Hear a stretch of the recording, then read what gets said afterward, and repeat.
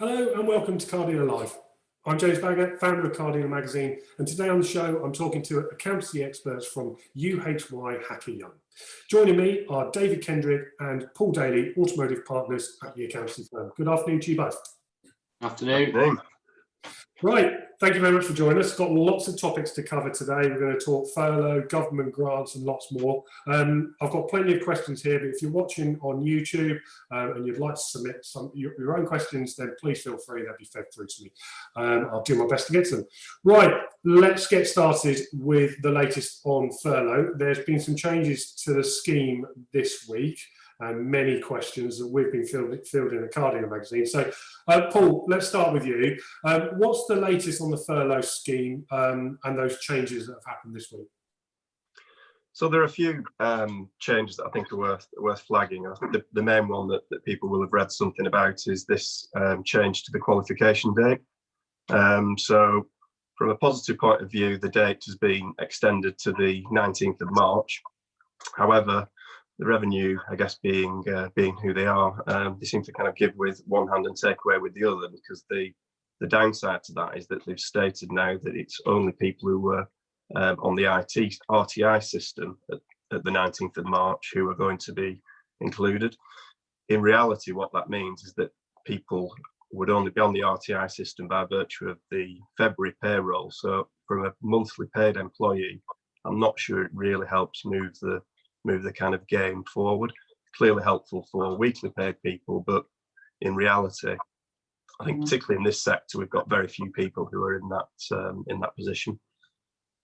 I did note that as part of that announcement, the government said that 200,000 more people would be included in the scheme. You don't think a lot of those are going to be in the car industry then?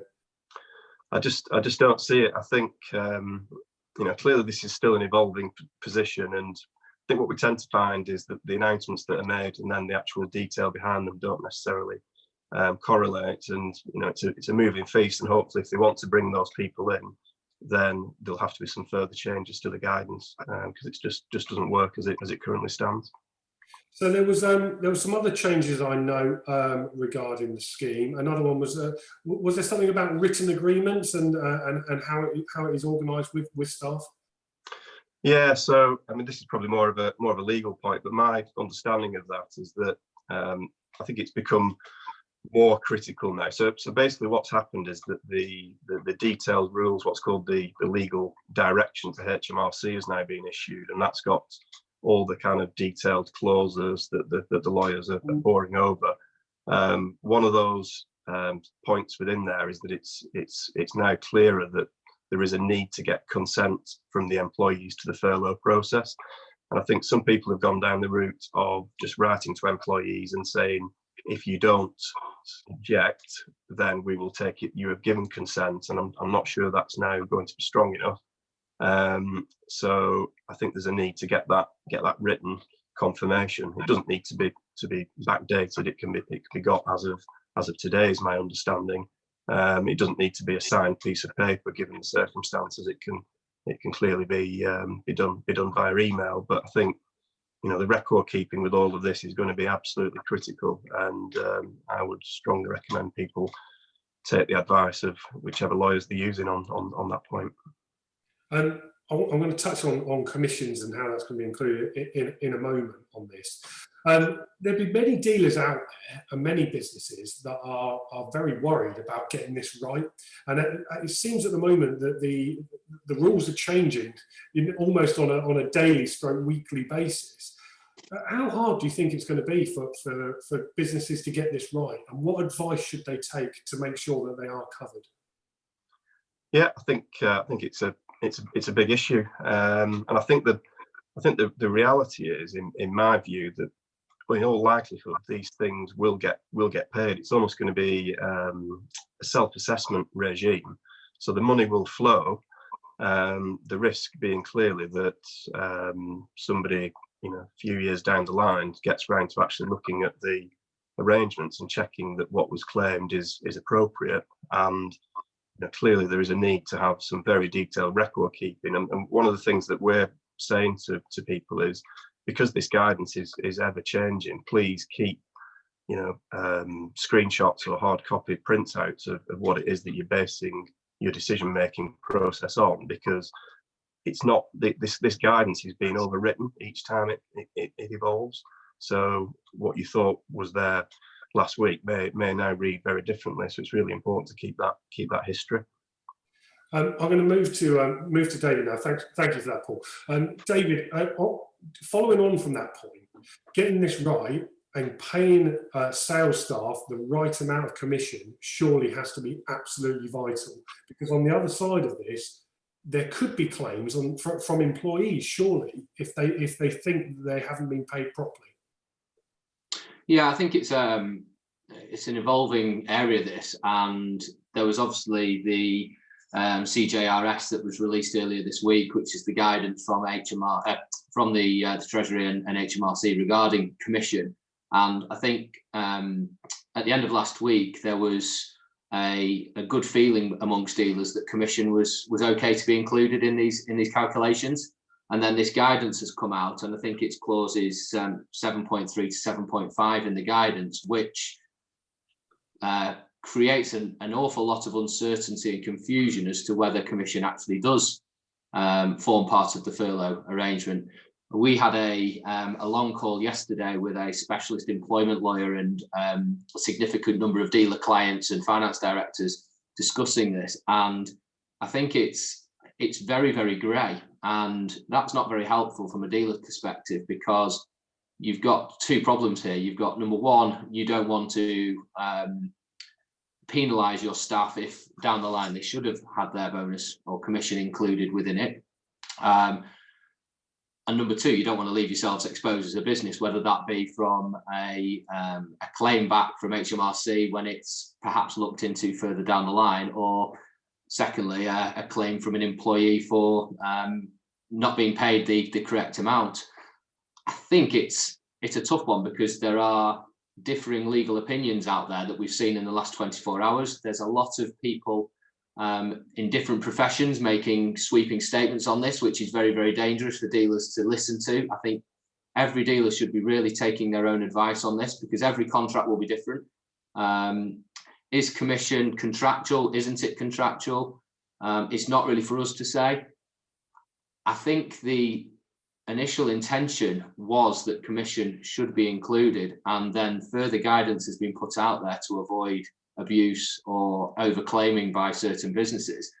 The worry we now have is that if you take a pessimistic view on this and look at the hard written wording of the clauses that have been agreed, perhaps commission shouldn't be included.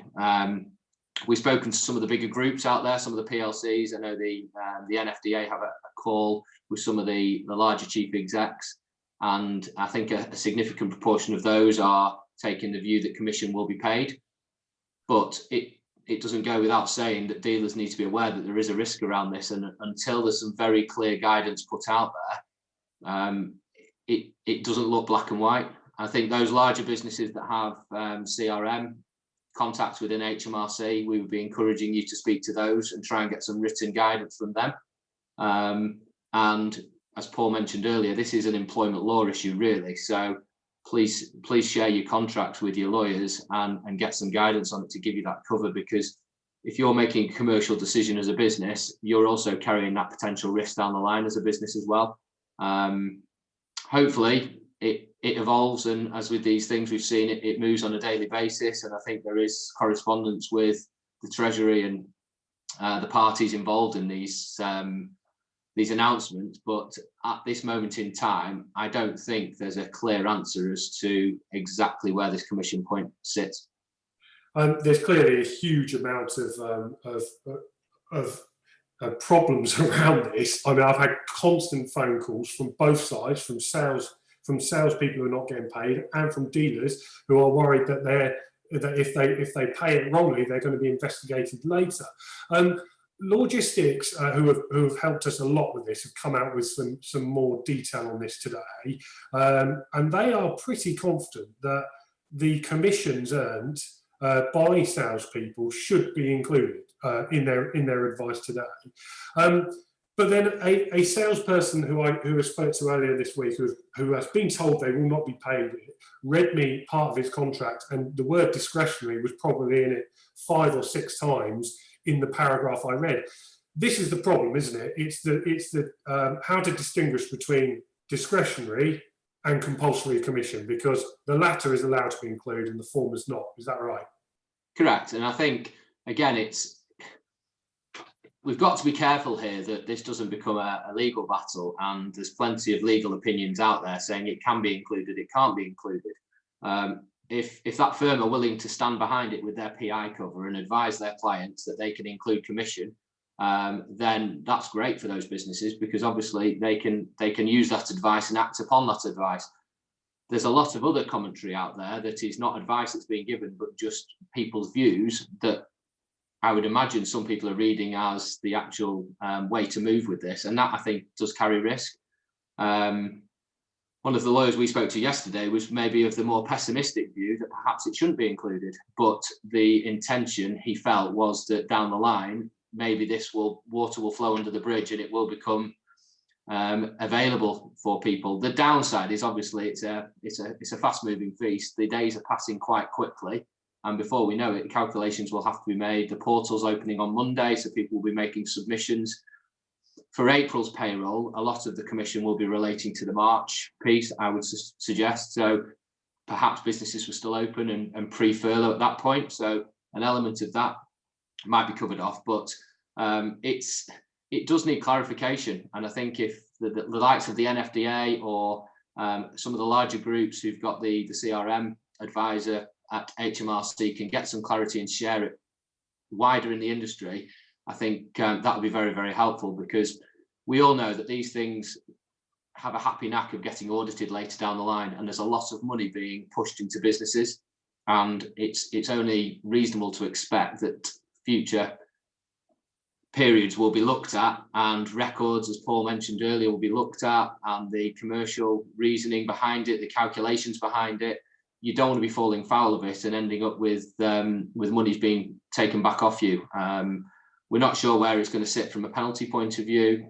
Clearly, if you've used the information provided by the government websites and your legal advisors and your accountants to make the calculations, then I think if it's a miscalculation that is something that's found down the line, you probably will just have to repay the money. I think if it's abused, or if there's misuse of this available scheme, that's where perhaps we can see penalties and more severe punishments coming in. We're certainly chasing HMRC on our side via the press office for comment. I mean, I spoke to them a couple of times yesterday, and they said clarification on this will be coming, but they haven't given it to me yet, and clearly haven't given it to the industry. Surely the biggest worry, I'm going to turn to Paul for this one, is that portal, as David's just mentioned, is opening on Monday. They're going to have to work out what they're going to be paying their staff for the end of April now, surely.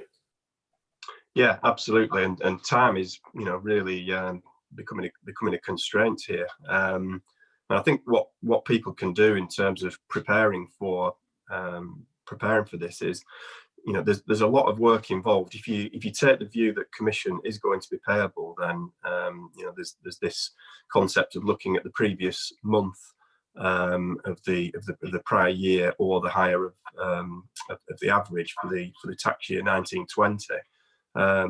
That data is proving quite time consuming to gather and put together, because it does need to be split between the basic elements of salary and commission.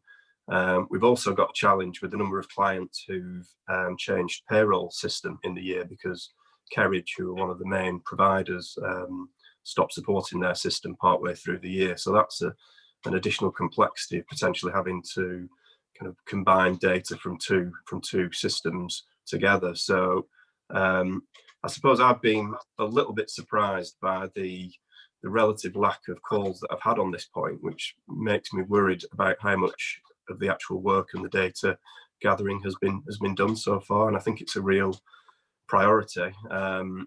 Clearly, most finance teams, like the rest of the dealership, have been furloughed away. So we've got very limited resource typically within those dealerships to carry out those calculations as well. So I think it's it's a real pressing point. On the portal opening on Monday, that's clearly going to be a massive rush. I think the last count was something like 9 million employees in the UK are going to be placed on furlough. Is that system going to be able to cope, and are businesses going to get money, their money in time to pay their payroll by the end of the month, in your opinion? That's a difficult one to answer. I mean, this is clearly a completely unprecedented situation.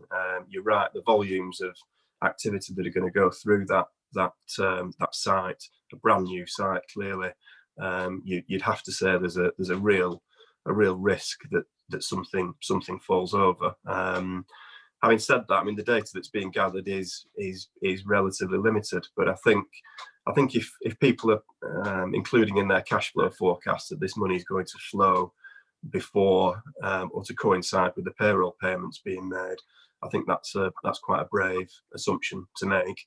I think the banks, my understanding of how the banks are reacting to this is that they are being very supportive. I think they acknowledge that there could be a delay in this money coming through, and if that was to cause a particular issue, then by and large the feedback seems to be that they would look to cover that and help dealers through that situation.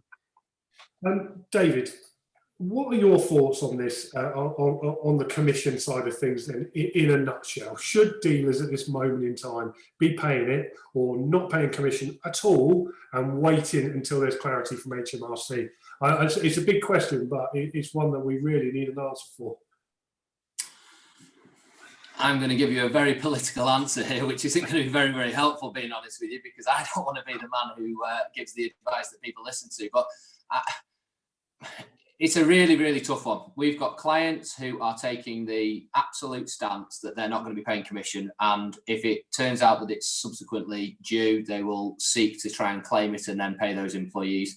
We're then speaking to other significant groups in the country who believe it is due and are going to be claiming it and paying it. So I think all people can do, as I mentioned earlier, is take some advice from an employment lawyer on the contracts that they've got, because everybody will have a different contract. That's the other thing here. So we've seen it with insurance policies. We've seen a couple of clients who potentially have claims under business interruption on their insurance policies.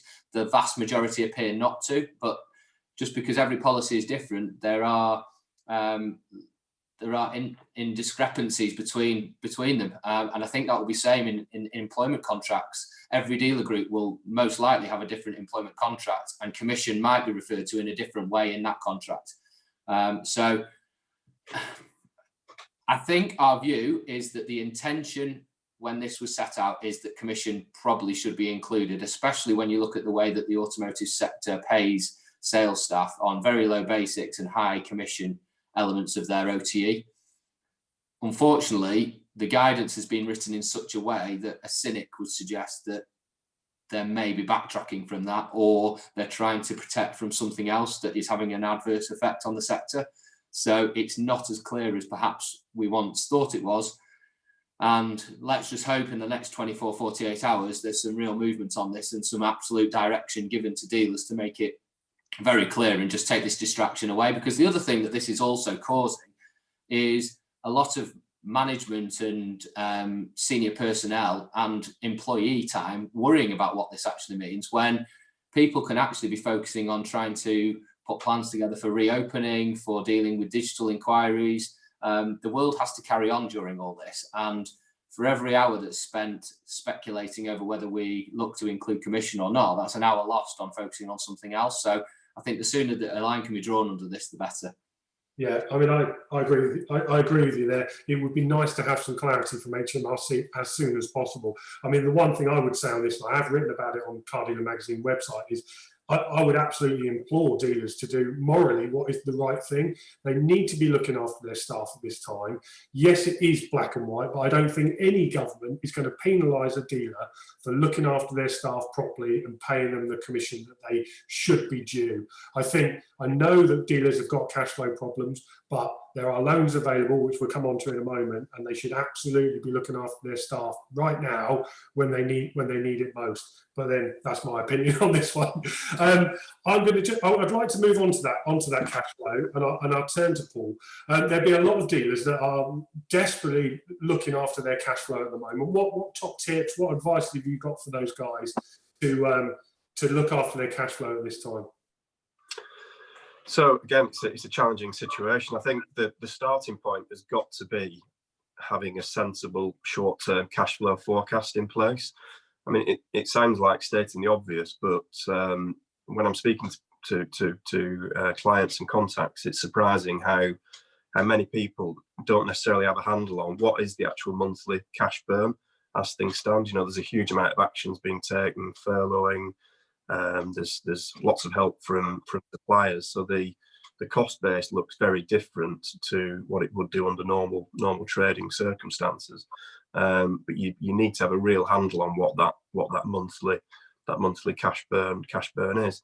So that's point one. But I think the secondary point that comes with that is that don't just assume that monthly expense base is going to be the extent to which your cash flow is influenced, because there's a lot of other things that are within the balance sheet that, as the activity levels wind down, can result in sort of cash inflows or outflows. So you need to sort of have a very close look through the balance sheet and just think about the consequences of what will happen under the you know, as the coming weeks evolve. I mean, the best example I can give of that would be the parts situation. So typically, we tend to find that the parts stock balance and the parts creditor are roughly equal. So there's no real net impact on the balance sheet. Where we're at currently is that clearly the parts stock balance is going to be where it currently is. However, the creditor, unless you've got an agreement otherwise with the manufacturer, is going to get paid off. So whatever your monthly parts purchase is, that cash outflow will be going out the door. Have you got things like that built into the cash flow forecast? Because once you've got that forecast, what you then need to make sure is that if there are concerns around things, they need to be shared with, you know, relevant stakeholders, banks, and manufacturer contacts. I think the temptation is to bury the head in the sand, and I think that's the absolute worst thing that can be done. You know, a good example of that was a client of mine who did have a good forecast and thought they were going to be okay, but the assumption that they'd made around manufacturer bonuses coming in last week was actually slightly out of kilter. Those bonuses came in a few days late, which meant that they actually breached the overdraft facility. But because the bank were aware, they were regularly having that forecast shared with them. The bank were relaxed. They understood what was going on. They could see those bonuses were going to come through in a few days, and they honoured all the debits that were due on that day. I'm not sure that would have been the case if they'd not had that intelligence kind of in front of them. David, what would your advice be to dealers when it comes to talking to these banks? I mean, clearly they need some up-to-date information, as Paul's just mentioned. How regularly should these dealers be talking to their bank managers and informing them of what they need? Well, you would hope that the clients are in regular contact with their banks, because ultimately the banks are one of the most important stakeholders to the businesses. And also, as everybody's probably aware now, the banks are administering the distribution of the coronavirus business interruption loans. So I think we've just seen today that the 500 million cap has been removed. So originally there was a 45 million turnover threshold that got changed to allow businesses over that up to 500, and today we've now seen that removed. So hopefully that really helps the industry, because we do have large turnovers because of the cost of the inventory that's sold. So there is money available out there. I think those that are on the front foot with it and have done some detailed cash flow forecasts, perhaps looking at certainly the next 3 months and then rolling into a 6 and 12-month forecast, are very, very useful. The banks probably want you to almost look at a worst case scenario. and then talk them through that, talk them through the actions that you've taken as a business, talk them through what the business looked like before we went into this this shutdown scenario. So was the business viable beforehand? Because that's what they're having to look at.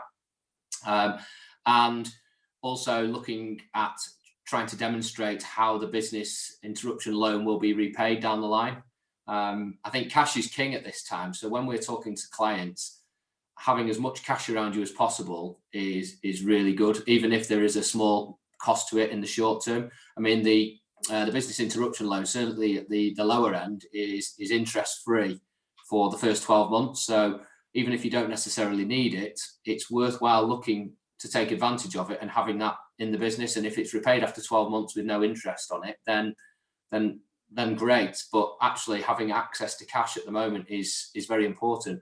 We've got other groups who are actually sitting in a strong cash position, but they've decided to fund as much of their used vehicle stock as they can, which they wouldn't ordinarily do, because again, they want to see cash in the bank. And I think whilst 2008-9 was a very different predicament with the recession we had then, those businesses who had cash around them were the ones who ultimately came out stronger. So I think people are applying that same principle here. For those businesses who do feel the need to look at the loan scheme for support, we would very much encourage you to speak to your bank contacts. Certain banks seem to be a little bit more responsive than others. I think the benefit of automotive businesses, as opposed to some of the generic businesses out there, is that most automotive businesses, because of their size, do have a dedicated account manager that you can speak to, as opposed to being part of a team that you have to go through to a call center if you're a slightly smaller business. So I think get in touch with your bank, be prepared for that conversation with the bank, have the information that you think they might need, have an idea of what your shortfall might be, and be persistent. I think that's the other key. Those who are persistent are those who appear to have received the money already. I think those who are almost waiting for the bank to ring them to offer them the money, perhaps that won't happen because everybody's very, very busy. The bank have had to adjust to this. They didn't have processes in place until a couple of weeks ago for dealing with this. And I think as time has passed, the money has become more accessible, and some of the red tape that was perhaps there in the first instance has been removed to try and get cash to businesses. I mean, I did certainly look into those loans for my own business when they first came out. But the thing that worried me was, yeah, it would be great to get the cash and have that cash available should it be needed. But there were early repayment fees that were quite big if you repaid these loans early. I mean, sure, I'm a very small business compared to the guys that you're dealing with, but surely those early repayment fees would be astronomical for some big dealer groups. Yeah, I think the ones that we've seen, to be fair, there hasn't been that much detail in there around early repayment penalties, and I think this goes. I'm sorry to interrupt there, but I've helped people with a couple of these at the smaller end, actually, at the sub 45 million, and they've not had the early repayment charges with them. So I mean, it has been a real evolving situation, and what started off as a kind of a mission impossible to get one of these loans has really evolved into something that is now much more straightforward, albeit you do need to have this financial information that Dave mentioned. And I think, you know, it's needed to have some of this longer term cash flow forecasting if you are going to go for one of these loans. And I think going for one is absolutely the right thing to do, because whilst the banks are currently being very supportive and there's been lots of help from the stock financiers, etc., I don't think you can assume, I mean, hopefully it will do, but I don't think you should assume in your business planning that is going to remain the case as we go into Q3 and Q4 in particular. Speaking to sort of risk contacts I've got in the manufacturers, that's where they expect the real pinch point to be from a cash point of view. So I guess if it was me, I'd be looking to take advantage of one of those loans. Yeah, there may well be some cost associated with it, but is it worth spending that extra money to have the certainty of having the cash around you? Would be my question back. Well, it's certainly very positive to hear that you've got clients that have access have access to this money. Do you think it's actually saving dealers at the moment out there? Do you think it's what, sorry? Saving dealers. I mean, is it stopping dealers actually going out of business at the moment? I don't think, certainly from my own clients, I don't think we're at that stage. But I think you know, when you put a cash flow forecast together, you know, some have got more wool on their back than others, and you know, you're talking about businesses that are potentially going to run out of cash by the end of May, end of June, those kind of timescales. And without these loans coming in, then yeah, there would be some real difficult scenarios for them to kind of work through. So the banks generally being helpful, the manufacturers themselves are being helpful in terms of the discussions that are being had. But you know, without those loans, I think, you know, there's clearly would be more failures than there would be with them. I think it's a very interesting point you made, that the goodwill could run out as we move on further through the year, and to take advantage of it now. I mean, that is some sound advice indeed. David, if a dealer is worried about running out of cash, what would your advice be to them now? Communicate with your stakeholders immediately, I think, is the key. Speak to the bank, speak to the manufacturers, speak to your funding partners. Be transparent about your situation, take action, speak to your advisors. It's worrying times for everybody, and as we've said numerous times over the last few weeks, this is uncharted territory for everybody. No one saw this coming at the level it's hit, and I think it's been a very, very stressful and challenging time. There has been action taken to support businesses, and those businesses who've moved quickly on that appear to have had some success. I think Paul mentioning sticking your head in the sand is the worst thing you can do, because before you know it, the doors might close. A lot of the banks are stating that they will not have businesses fail during this period. I think one of the key things for me that businesses should also be looking at, as well as the short-term cash flow forecast, is actually what's the impact of reopening perhaps look like? Because I think if in 3 weeks' time the lockdown is released, it's a brave person who thinks that opening the showroom doors and having floods of customers coming to buy cars through those doors is going to happen. So therefore, what does that actually look like when businesses do reopen? What does it look like when the furlough finishes and you've still got all of those sales staff who are looking to return to work? It could be a very different environment that we go back into. And I think it will take a good few months for the norm, if there's such a thing, to return to these businesses. So I think there's cash burn whilst closed, but there's also potentially going to be cash burn when reopened. And I think looking at extending servicing hours, looking at weekend servicing, looking at getting the workshop ramps fully booked up as soon as there's any clarity around when reopening might start taking place. We've got some businesses who've got the demand and the staff who are prepared to go back to work, looking at reopening in the next few weeks from a service perspective. Now, you've got the social responsibility piece there and everything else, which isn't for us to comment on really, but people do want to get back and trading again as soon as possible. But at this moment in time, I think it's critical to have a look at what that next 6 months piece looks like, and maybe staggering the vehicle sales, certainly from a new vehicles perspective. I think used vehicles might actually be relatively buoyant when there's a return, because I think there could be a bit of a pent-up demand there. We're hearing people taking deposits for used vehicles that they've got displayed online, and a little bit of digital activity there, which is good to hear. Some people looking to buy up used vehicle stock because they think it might be in short supply. So I think hopefully there could be some optimism when we get back to properly trading. But I think going back to your original question around people looking at shortages of cash, I think it's look at the short term, but also build in some plans for what that medium term picture looks like. What about those dealers who are probably thinking, I've had enough of this now. It's been pretty tough. I've had a successful business up to this point, but I want to sell up.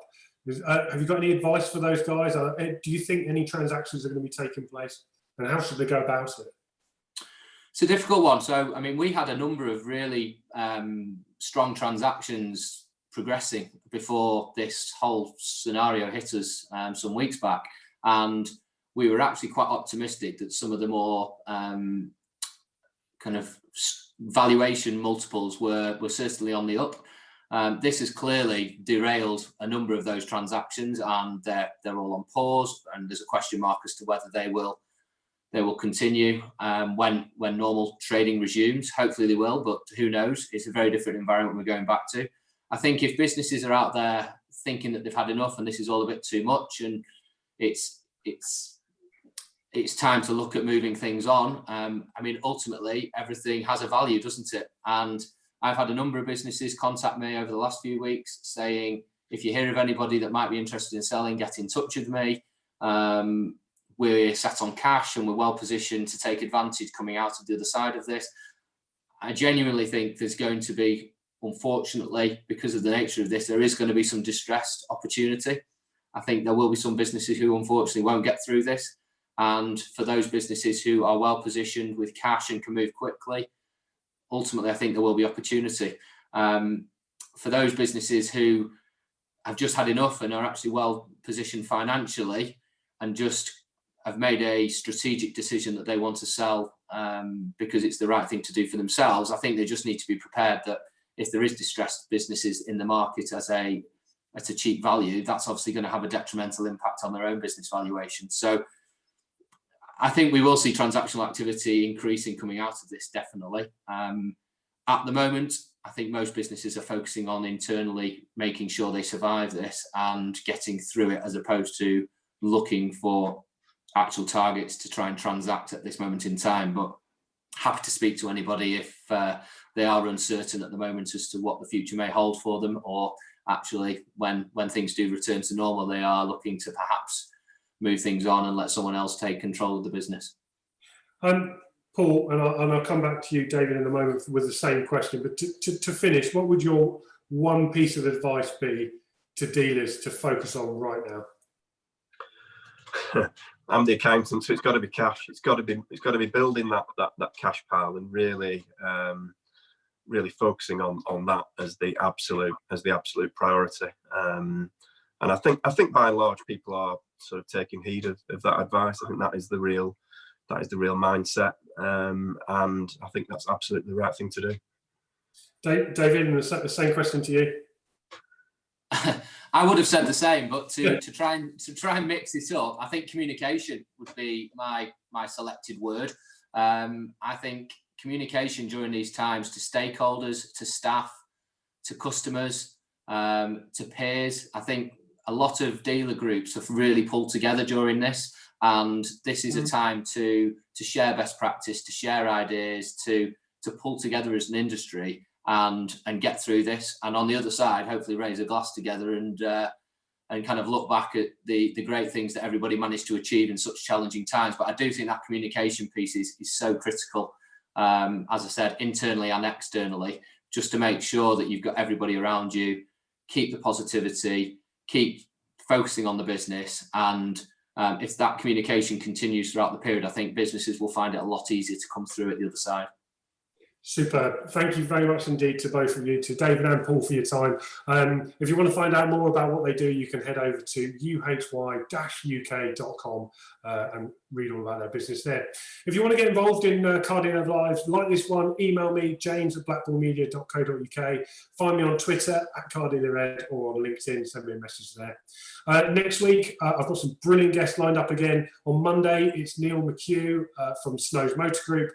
Tuesday, we're talking to the team behind newcomers from the advertising world, Heycar. On Wednesday, senior executive team from Kia UK. Then Thursday, it's Perry's MD, Darren Arden. And on Friday, Peter Vardy himself. If you've got any questions for any of them, please send them over to me via those methods I've already mentioned. I'll do my best to ask them next week. And if you're looking for something to do this weekend, I'm sure you're locked inside. If you've got some time on your hands, download the new digital magazine. We've published Car Dealer Magazine for the first time, digitally only. It's on the website. You can find it all over there. We've shouted about it enough. Download it, read it, let me know your thoughts. There's a full schedule for Car Dealer Live on our website. Scroll down a bit on the homepage, cardealermagazine.co.uk. You can find all the details on our next live broadcast. Which leads me to say thank you very much to David and Paul for their time. Thank you for joining me, and I'll see the rest of you on Monday. Goodbye.